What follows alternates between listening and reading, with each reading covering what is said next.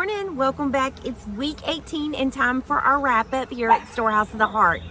Excuse the noise. You might hear a few birds singing, a few cars going by, or my dogs barking, but we're going to wrap up this week as we have studied 1 John 2:6, which said this: whoever claims to live in him must live as Jesus did. Well, that begged a question, didn't it? How did Jesus live? And no matter what I studied as we read through this week, I was directed to one word over and over again. I'm Kim Wilson. Thank you for joining me. I'm glad you're here. Whether it's your first week or your 18th week, it just matters that you're here with me today. So we want to talk about this idea of living as Jesus did, as walking as Jesus walked. And as we studied this week, we used our RIGHT acronym, which is write, read, investigate, think, and examine. So what does it mean to live as Jesus did?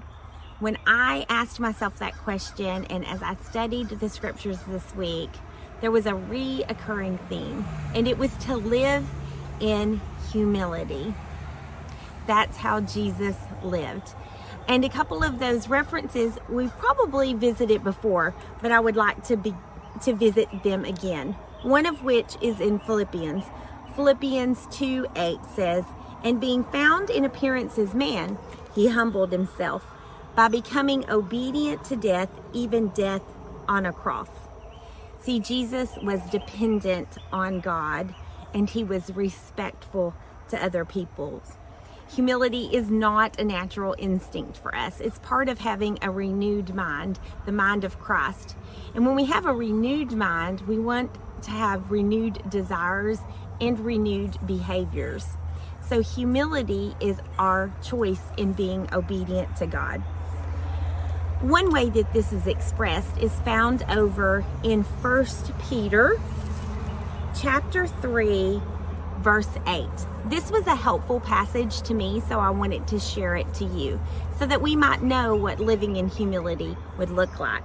It says this: "Finally, all of you be like-minded, be sympathetic, love one another, be compassionate and humble."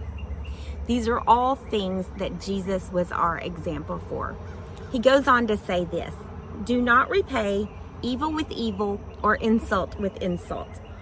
On the contrary," I love that. Gets our attention, right? This is how we behave in a way that's opposite of the world. "On the contrary, repay evil with blessing, because to this you were called, so that you might inherit a blessing."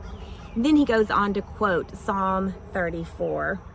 "Whoever would love life and see good days must keep their tongue from evil and their lips from deceitful speech.